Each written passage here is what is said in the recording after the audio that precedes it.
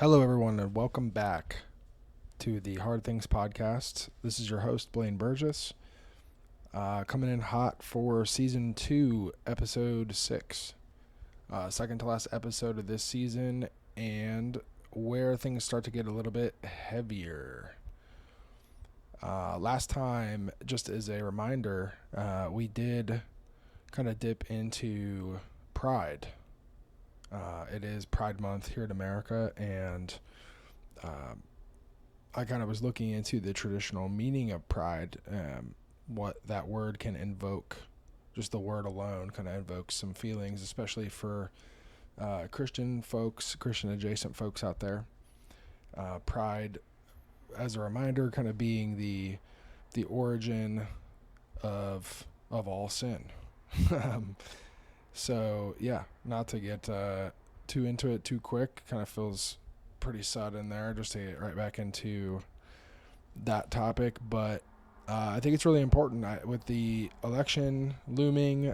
Donald Trump being convicted of, it was 38 charges and is now a convicted felon technically. Yeah, our country is just at a place where I'm getting more and more uncomfortable. The more comfortable I get in my own life, the less comfortable I am about where we're at collectively. And I'm going to talk a little bit today about why that's an interesting dynamic and why I feel like I actually have more confidence in us than ever before. So yeah, let's dive in. So again, last week talked about pride and it's kind of its cousins, envy and wrath. Those are perverse forms of love towards things maybe we shouldn't love, harming of others. I mentioned the word schadenfreude, which is taking joy in other people's misfortune, essentially. And again, I talked about jackass a little bit as an example of physical injuries where we love to see it and things on social media. Different videos of people just getting hurt. We watch it. We can't look away. You kind of know what's happening. It's a train moving towards certain disaster, and you just want to see the crash. And there is something in us that makes us do that. I won't get into that too much today. But those sins obviously come from somewhere. The kind of antidotes to those, or the virtues, would be humility, charity, and patience. Once again, as a review, I'm not going to dive too much into those because one thing I forgot to mention on the episode, for those of you tuning in again, my kind of updated virtues there are wisdom, focus, and cooperation. The reason for that is I think when we look at those perverse forms of love and harm toward others, we tend to forget that we're all connected. Some would say that we're all one. I think we are definitely connected, even if we are separate. So harming someone else really is doing harm to yourself in a very roundabout way.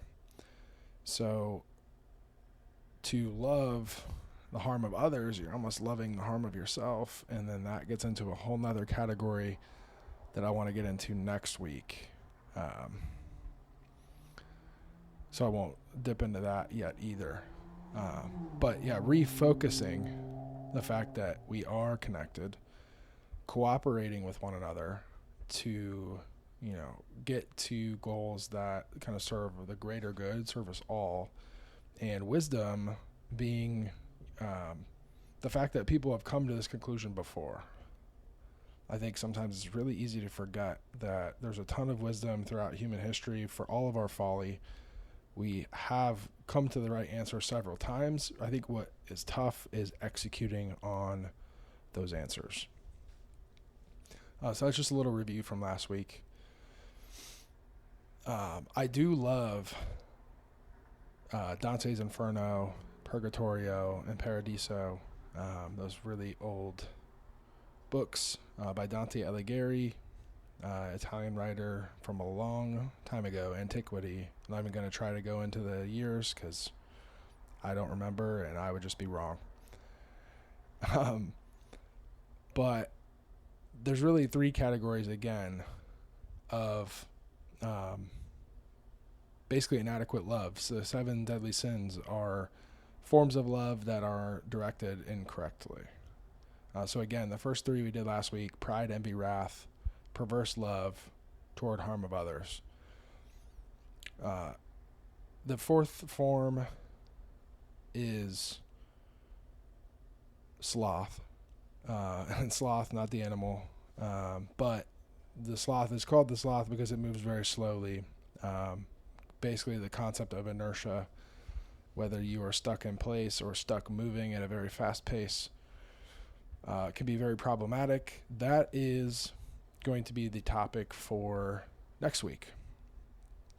So that is basically failing to use our love. So we have love in us and we just fail to express it. So this week we're going to get into excessive love. So loving the right things, but too much, too often, over-consuming, over-serving ourselves. Sound familiar? As much as I think pride, envy, and wrath are present in our current society, I think maybe even more so are the sins of greed, gluttony, and lust. And I myself am guilty of all seven. So I'm not sitting here up on a high horse saying that America is terrible and I am innocent of these things. No, these I've noticed them in myself in the context of our society and noticed them in others. And oftentimes what we dislike in others are things we dislike about ourselves. So this is just awareness I have about myself that I'm now putting in the context of our society and sharing with you with the hopes that you will also become aware and maybe make a different choice in one scenario or several that can make the world a better place.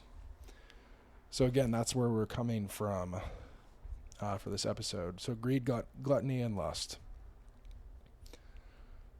Again, this is excessive love of the right things.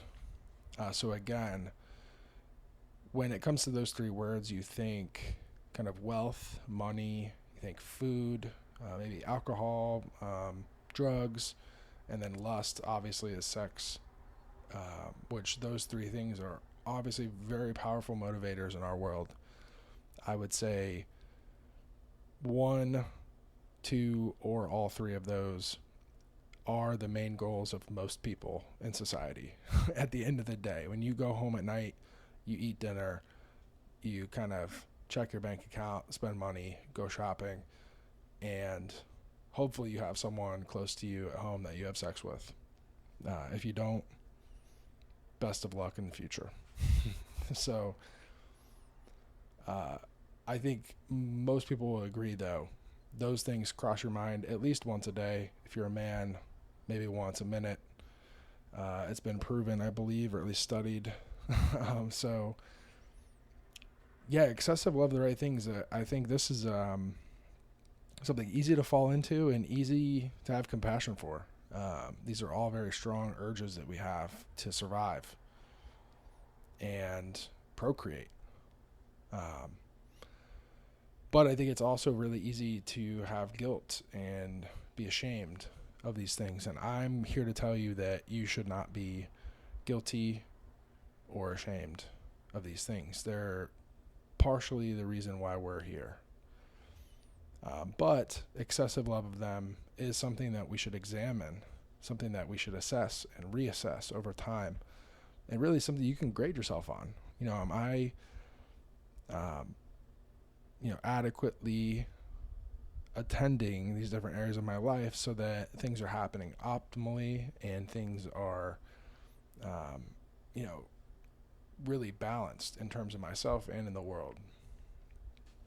So I'm going to take it to a quick quote. This is going to be the name of the episode from a favorite show of mine who also kind of, maybe fell prey to one or two of these sins. But Westworld is an HBO show. Debuted several years ago and instantly one of my favorites. Game of Thrones was kind of coming to an end. I was looking for a new show. Westworld really filled the gap. It's kind of spaghetti western meets AI nightmare. And honestly, people just loved the fact that you could go to this theme park filled with AI robots who were super realistic and basically just eat, drink, fuck, kill, you name it. No rules in this park. Your way through the park, through the mazes, through all the different things you could do. And it was Western themed, so you kind of dress up in a Western hat theme, put a cowboy hat on like people do in Austin, for example. But yeah, then it's like full contact.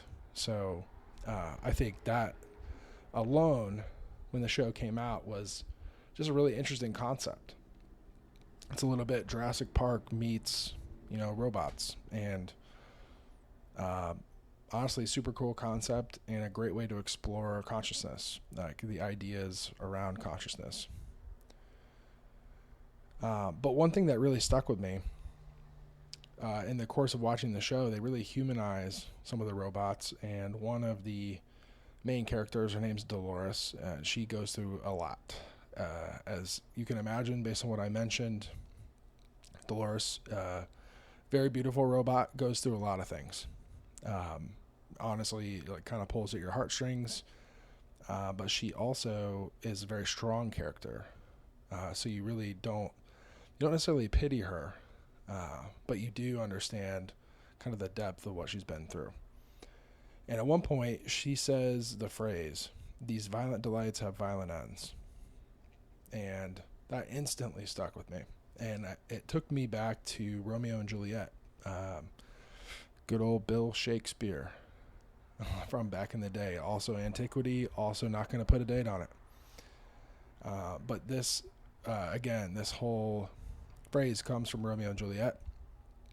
These violent delights have violent ends, and in their triumph die, like fire and powder, which as they kiss consume. The sweetest honey is loathsome in his own deliciousness, and in the taste confounds the appetite. Therefore love moderately. Long love doth so. Too swift arrives as tardy as too slow. So basically this is just wordplay around the concept of balance, and too much of a good thing really can hurt you. Being balanced in your approach and your pursuit of things really does go a long way. I myself have learned this in many different ways. And as you become aware of the consequences of some of these pursuits, you learn very quickly how to pursue correctly in all facets. I mean, it could be something as simple as counting macros, not eating more macronutrients, consuming more energy than you need to control body weight, to control how your body looks and feels and how you perform. It's very, very interesting stuff. And control of this is 100% possible and within reason, especially with science the way we understand it now. There's really no limit to it, and there's no consequences to others.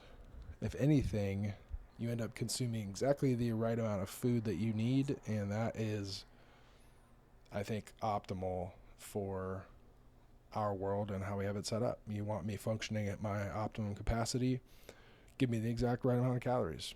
I think that's fair.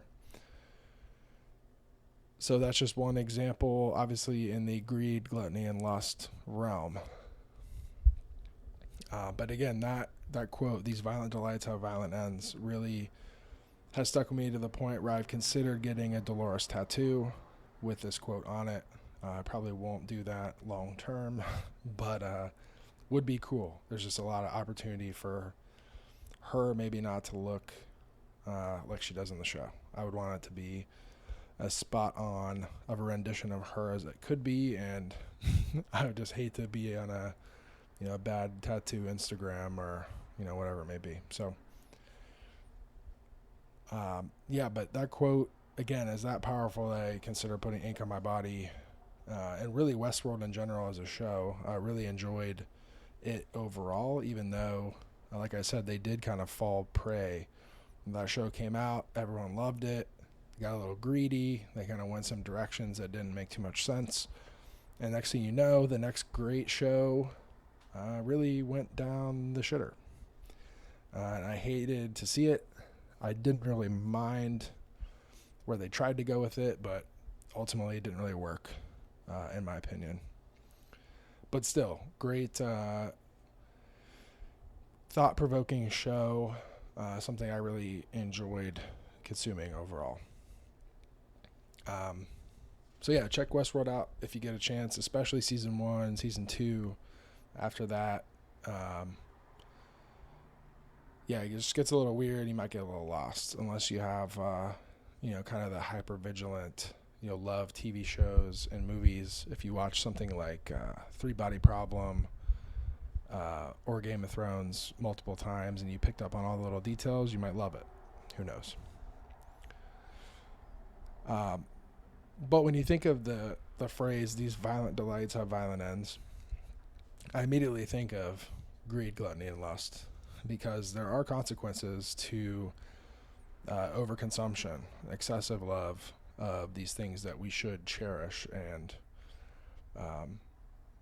consume at a rate that makes sense. Really sustainably, I think. Sustainability is the word we're looking for. So getting into greed.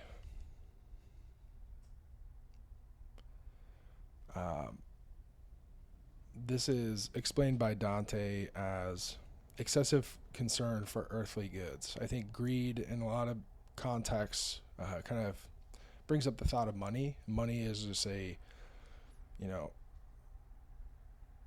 store of value that, really wouldn't have any other value other than what we assign to it. So I think this can also really mean, again, earthly goods. So immediately what I think of is people having like massive houses with like 4 or 5 bedrooms and they have like one kid. These massive houses that they can't hardly clean and keep up with, but they pay all of these taxes on and ultimately just don't need. That family could be happy in a 2-bedroom condo, and some people do choose to do that, and other people don't. And again, it's like, what is all that space for? What need are you trying to satisfy with that? And maybe some people do just love having that big house and maybe flexing on the neighbors. But again, then we get back into last week, some of that perverse love, and that pride. Again, pride can kind of be the origin of all of these. So I did an interesting experiment. I looked up the GDP, 2023 GDP of the U.S. and our population. I just divided those two numbers. I get very simple, this is definitely not the right way to do it. But I was curious what would come up. And I think it was around $76,000. Very, very close to that number. And I thought to myself, I made more than that in my sales career. And I honestly spent that money on a lot of things I didn't need. And if you think of, say, a husband and wife team, maybe the wife stays home. She's a homemaker. She's going to get ready to have kids. $150,000, like 6-figure salary. If I'm making $150,000 and I have my wife and we're trying for a baby, in today's world, for me, that is more than enough money, I think, especially if I have health insurance and things that cover the, kind of expenses that are coming on the horizon. That sounds pretty reasonable, to be honest. So then, looking at if you have one kid, then now that pumps it up to $225,000, and yeah, for every head in that family, it's $75,000 extra dollars. I mean, that's, to be honest, pretty fair. But obviously, a lot of people don't make that much money per head, especially when you get to the point where children aren't working, and especially if the the wife, the mother stays home, that one guy making $225,000 and then obviously paying a big chunk of that to Uncle Sam, we're not really getting to that level. But once again, I feel like if I were at that level, I don't feel like I would need anything more. So we're kind of at the point where these numbers kind of make sense. I'm curious, if we had universal basic income, what that would look like and all that. But also, I don't want to throw greed completely out the window. I watched a video in preparation for this episode about greed, and Sadhguru, an Indian guru. If you don't know him, look him up. Very interesting stuff. He's someone that I follow pretty closely and have a kind of like a daily calendar flip thing that has a phrase from him every day. Today's phrase was, there's no such thing as good habits and bad habits. Habit means living life without awareness. So basically saying you don't need habits, you need to be aware. And I think that's actually very fair. A lot of us kind of go on autopilot. It's easier for our brains to operate that way. But it is true. So when he was talking about greed, he was saying that we are being greedy for the wrong things. So greed for physical, earthly goods, where the earth is finite. The finite resources on earth cannot support this endless want for more. But he did say, greed can't be thrown completely out, because when it comes to spirituality, or just like feelings inside yourself, or your own like self-love, self-respect, that's a renewable resource, and you decide when it's too much, and giving it to yourself kind of keeps it within you, and ultimately is this thing that you can kind of crave endlessly. So I thought that was pretty smart in a way. A way to look at it is like, if you're looking for that spiritual kind of infinite source of happiness, joy, or you name it, really any infinite thing, outside of yourself in the physical world or from other people, you can't really expect that from other people, and you can't find it in the physical world. I mean, it just doesn't exist. The limitations of our reality are that it's finite. So again, greed in the context of the physical world, I do think that fits. But in the future, I want to discuss, for future episodes, I want to discuss definitely kind of the greed internally and spiritually. I mean, I immediately thought of like going to bed early. Going to bed early doesn't hurt anyone. You get all your work done, you go to bed early. Netflix doesn't need you. They do need you, but you're still paying them. If you're not watching, it doesn't matter. You go to sleep early, you get all that sleep, you wake up bright-eyed, bushy-tailed, and make your cup of coffee or tea, and you're just happy. Like, that hurts nobody. It only benefits you. It's something that we can all do. So why don't we? Why do we stay up? Why do we, seek, again, these things outside of ourselves? I'm not here to necessarily answer that question today. It's a, kind of short episode. I have about 20 more minutes before I got to wrap this up. So, but a good question to ask yourself. Right along the lines of that,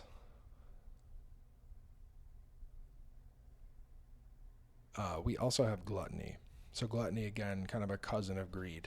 Kind of have these parent sins like pride. And I think greed really is like this overarching thing, because greed can apply also to food and sex and substances and everything. But gluttony specifically is like kind of consuming, to me, it's overindulgence or consumption of anything to the point of waste. one cool thing about the body is the body will put things to work, and it will make you fat and keep that energy, stored energy. Like some of it might get out through the digestive tract, but if you see someone who's super fat, they are very, very efficient at staying alive. At least in the sense, like biochemically, they're storing that fuel and they're ready to use it if they needed to. But they don't. So that's the problem in our world of epic, even though there are finite resources, we kind of have this epic, surplus of food in comparison to the past.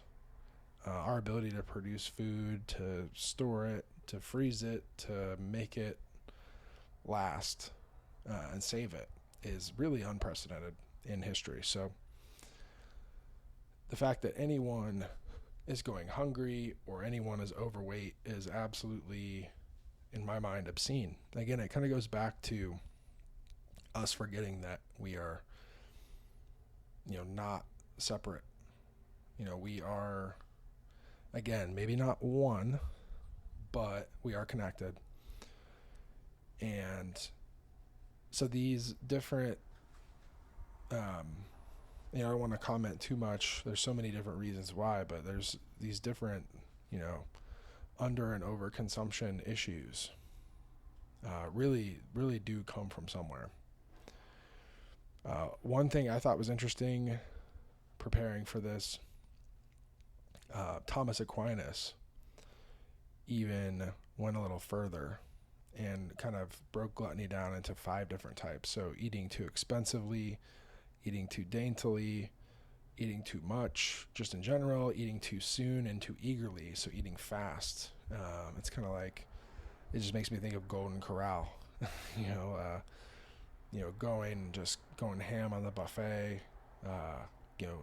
I think too, like growing up, like Buffalo Wild Wings, you get like, there's all these deals all these restaurants have, and they try to bring you in and get you to overconsume and overpay. And I just want to pay normal price for a normal meal, and I think that's obviously fair. But everyone's just trying to extract something out of you, and you're trying to extract something out of them, and like that's one of the kind of agreements I guess we've made in our society, is that agreement, that contract is one that we're willing to do. But in a way it does hurt us. You end up with problems like diabetes, with alcoholism, when it comes to drugs and alcohol. You get overdoses, all kinds of terrible things on your body that really don't honor the true machine, the true system that we have in our body that will keep us alive under all kinds of circumstances, and we just squander it away. And I lived that way for a long time, just kind of overeating and not understanding what my body needed. My body, I was hungry, but I wasn't necessarily hungry for food. I was more so hungry for nutrients. I was needing protein to recover from workouts. I was needing vitamins to, become enzymes or work with enzymes in my cells to create energy. And my body was craving energy, and I wasn't necessarily giving it energy. I was giving it bullshit. and the problem is when you feed the body bullshit, it goes, yes, and like, it'll store that fat, and then it'll say, but I still need vitamins and protein. And I think that's highly misunderstood. It's something that you can tell someone and they can say, yes, I understand, but in practice, they don't go for the chicken when offered an option. They go for the junk food. They go for the alcohol, all these things that they don't need. So, gluttony, again, very personal to me. But like I said, with the advent of science and counting macros, you learn to understand, what your body needs. And I'll be honest, in the past 6 months, I've really gotten used to eating in about a 5 to 10% calorie deficit, just very slight calorie deficit. And what that does to your body is it allows it to let go of your body fat, the excess body fat that you have, in a very calm fashion. So you're not starving. It's not shocking to the body. It's not stressful. So that weight just kind of melts off, very slowly over time, but very, accurately, really. I mean, if you know what you're putting in your body, you're eating the same meals a lot, and it's food that you like. I mean, it's just, I basically eat the same eggs and chicken and different lean sources of meat with different sauces, different hot sauces, different barbecue sauce, whatever it may be. Sometimes I get into honey mustard. It just depends, whatever my mood is. But, when it comes to my mood, I'm not picking McDonald's, Burger King, Wendy's. I'm picking hot sauce or barbecue sauce. And so you still have choices. You still have flexibility. It's not this entirely rigid thing that you don't enjoy. I actually really enjoy it. I enjoy it more also because I've seen the results and I know how to control it. So really, there's no excuse to get exactly what you need, and again, not overindulging or over-consuming to the point where someone out there is starving and you're essentially taking that from them. And when it comes to drugs and alcohol, it's just those things, again, are looking. It kind of goes back to the nutrients thing. I've noticed neurochemicals are something I think a lot of times that we cycle through quickly with the way that our society is, the way our work is. Information travels faster than ever. For our brains to keep up, it consumes more energy, more molecules, kind of at a rate unprecedented before. The way that we challenge our brains is just new. So again, you might not want to get bulky, and you might not go to the gym, but you need more protein because your brain needs help. You need to be eating phospholipids so you can repair those cells and those neural pathways so you can get smarter, and all those things. So if you don't understand any of what I just said, just healthier sources of fats and proteins, like lean meats, still has fat in it. Eggs are great. The yolks have great compounds in them that helps your brain. But really, helping your brain, helping your body to be in good shape is something that's easier than ever before, but somehow we fail really to do it, just given all the challenges of our world. So again, it's something too I have a lot of compassion for because that's been me.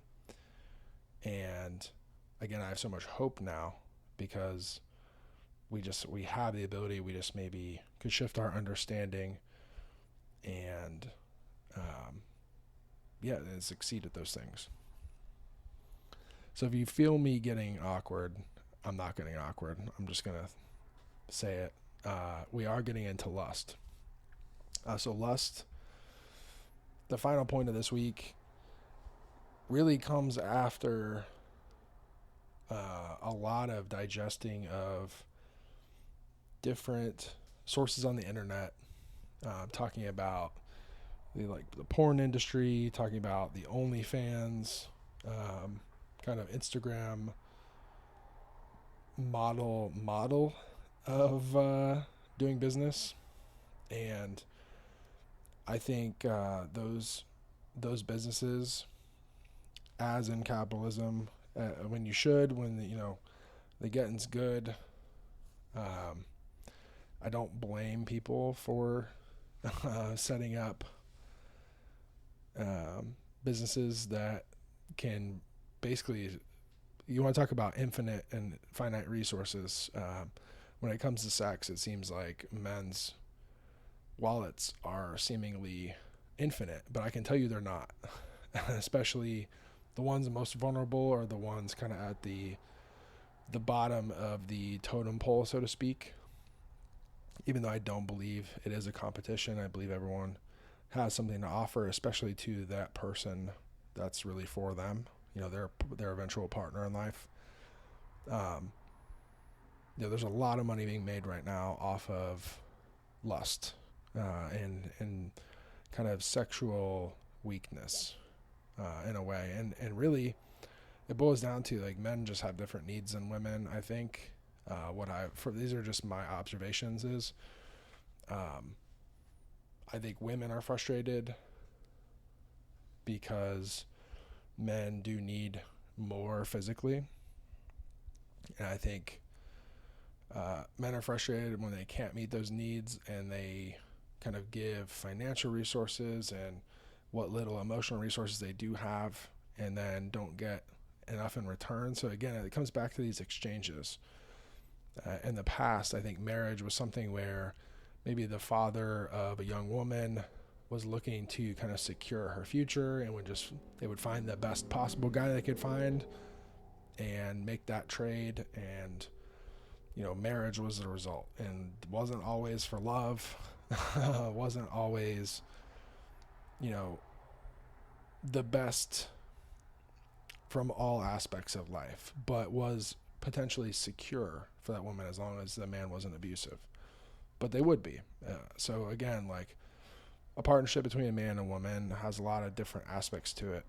But nowadays, what strikes me is that this partnership has turned into a digital one, which is obviously way safer for women. Love that.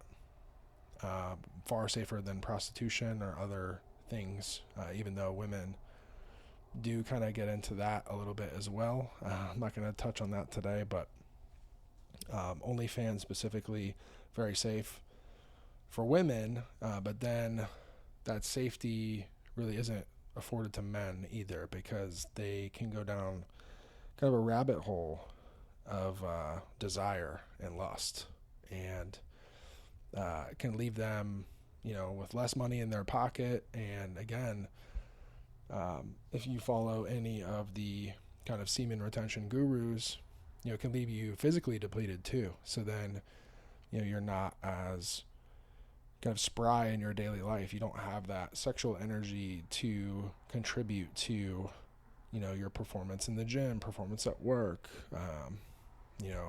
They say those that retain their semen are just in general have more charisma, and it's almost this self-defeating thing where you kind of get stuck. You're at the bottom of the totem pole, and then you do kind of keep yourself there.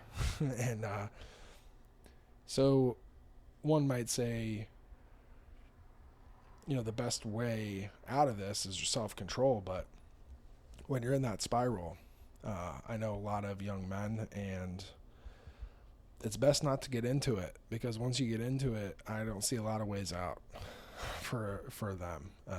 You have to definitely have support from family and community, and really even just one good male friend, one role model that can really just bump you out of it is cool. But even someone in a highly positive scenario can still get trapped, again, by this finite physical resource.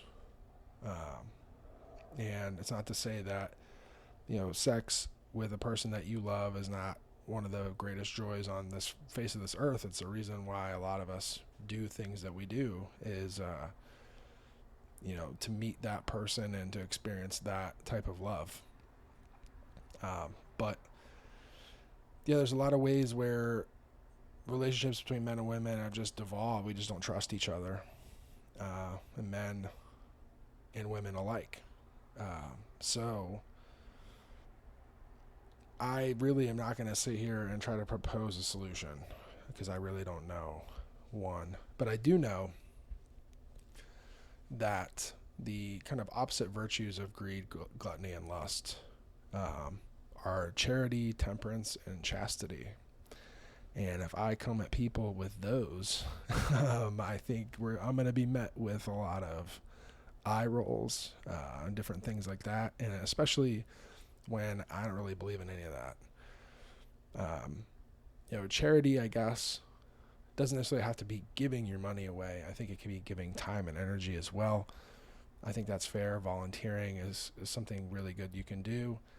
Temperance, just like counting your macros.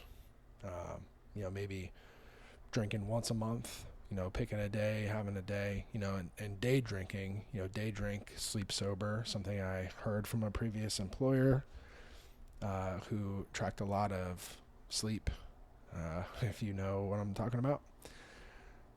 So I think that could be fair. And chastity, really. So here's one thing I thought of. This just kind of makes sense to me. But if you look at women, their hormonal cycles kind of go on like a 28-day thing. And there's a time of the month where maybe they're trying to procreate. There's a couple of days, 3 to 5 days where they're, fertile. And then they're also going to be kind of have like a higher, sexual drive.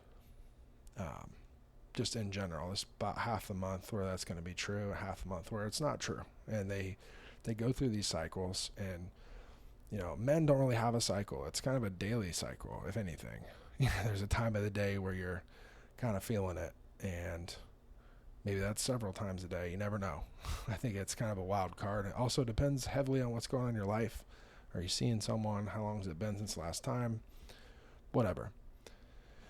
But I did think, I don't think there's any one cycle that's best for everyone. But as a younger man, maybe every 3 to 5 days, maybe you either are with someone or just with yourself. As an older man, kind of trying to retain that a little bit more, 7 to 10 days, 10 to 14 days, all the, again, semen retention gurus, they kind of all have different ideas about it. But I myself, I definitely think about this. I experiment a lot just in terms of retention and my energy levels. And I'll tell you, it really depends. I don't have any, good, I can't, there's nothing I can tell you that's going to change your life, but you do have to do what works for you. There's some people I know that will go 90 days without it. They don't care. They don't even think twice. Cool. If that's you, you're probably going to get an energy boost out of it. It's probably going to help you. But if you're someone that's struggling in some way, or you have that special someone, I'm not going to sit here and tell you not to, because honestly, being with someone that you feel that way about is one of the reasons, again, why I think we're here on Earth. So, but the more you can be honest with yourself and your partner about what you're doing, I think is best. Both people on the same page, and not just verbally on the same page. I mean, really on the same page. You can feel it when it's right, and you can feel it when it's wrong. So again, just being honest with yourself, I think, is key. And that comes from when you're just with yourself too. It could be a once a week kind of thing, and that's your balance. That's for you. Great. But definitely something to think about. This is intended to be a thought-provoking conversation. And like last week, so I said wisdom, focus, and cooperation were kind of maybe a path towards, handling some of that perverse love of harm towards others.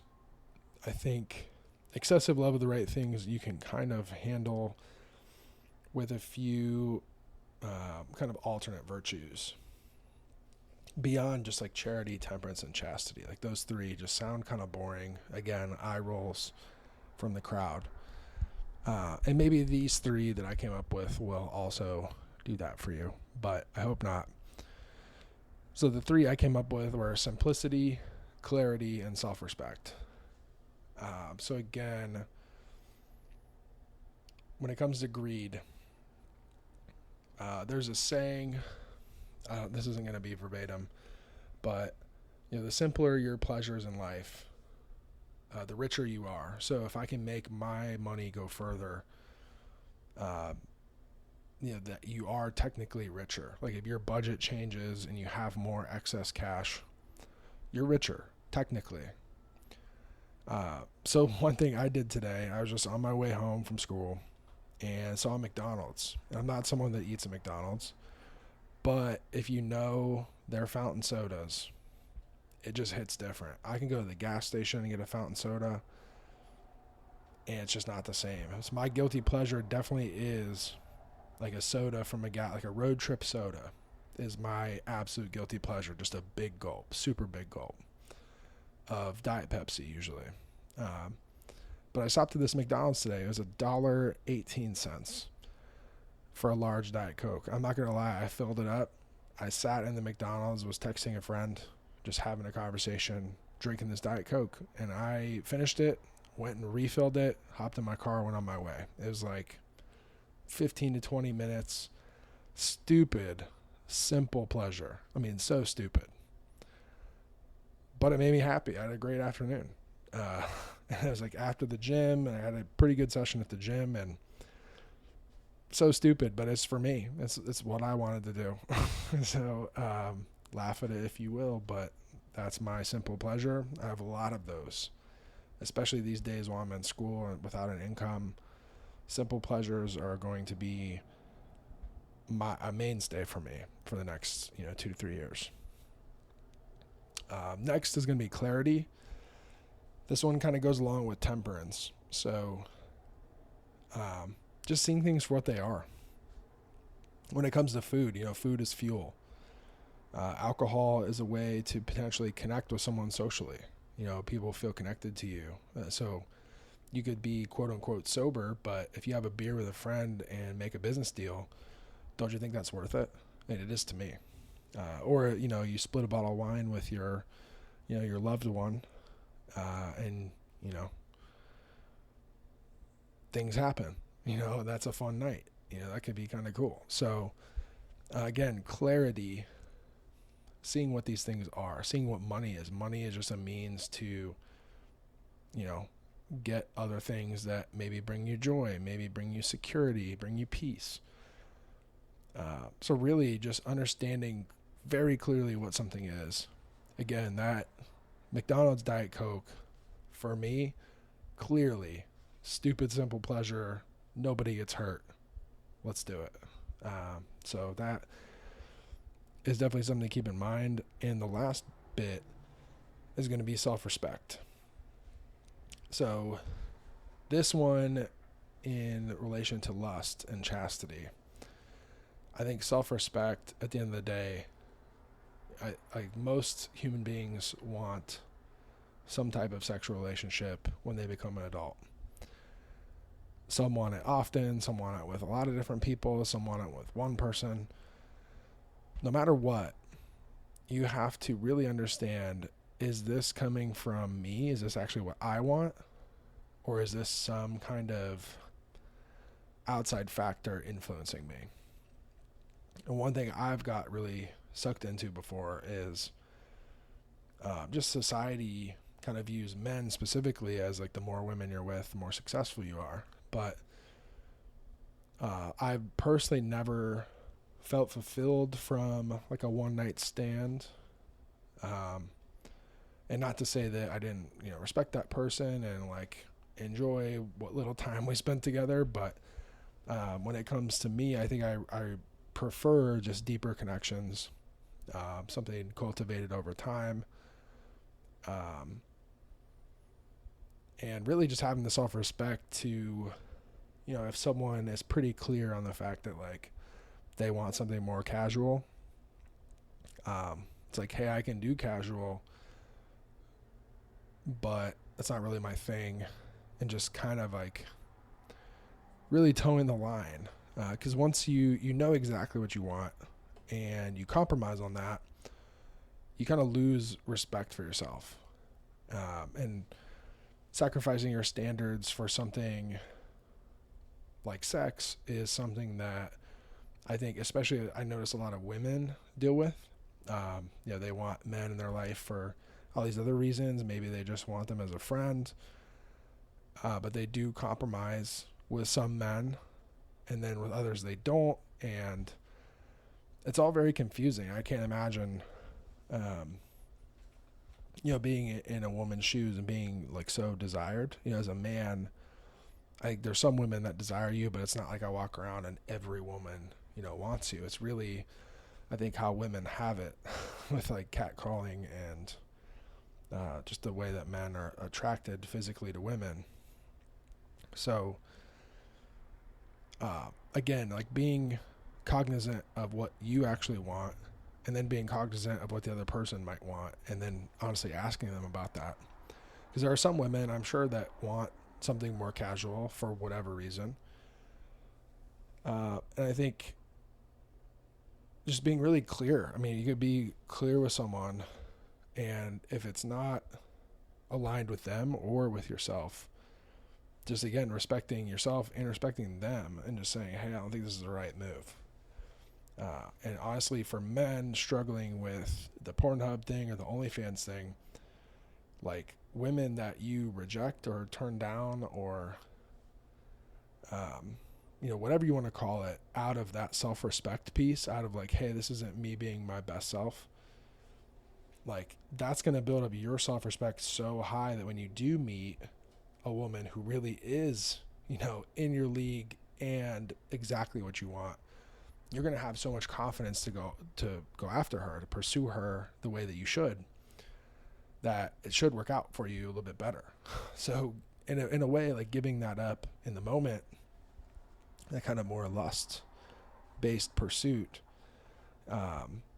when it does come time to actually be with something or someone that has something real for you, you're going to enjoy it that much more, and you're going to be more capable. And this, again, it also comes from personal experience. It's worked out a lot better for me when I respect myself and I'm doing the right thing. So that brings me kind of to the end of my rant and ramble. But again, that quote, I want to kind of bring it back to Dolores.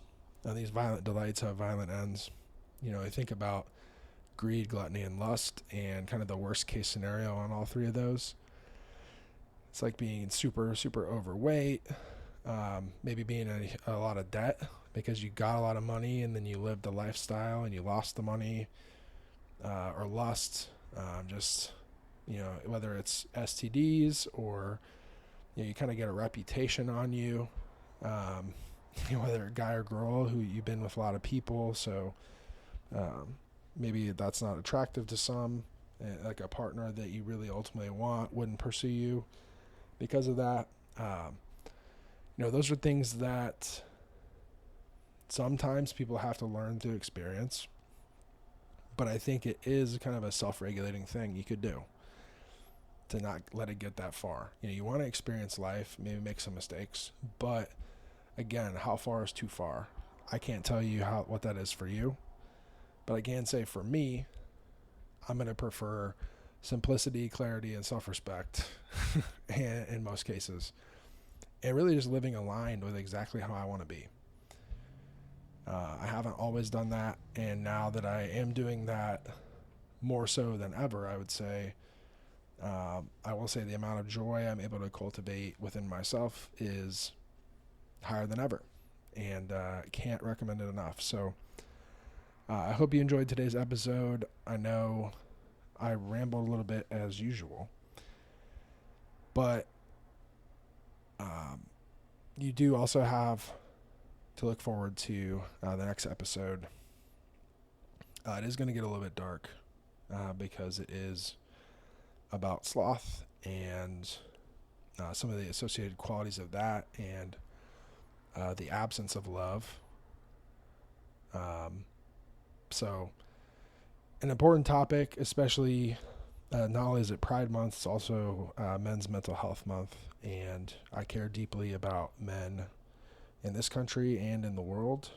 I think it's a pretty rough time for the fellows right now, and the women too, but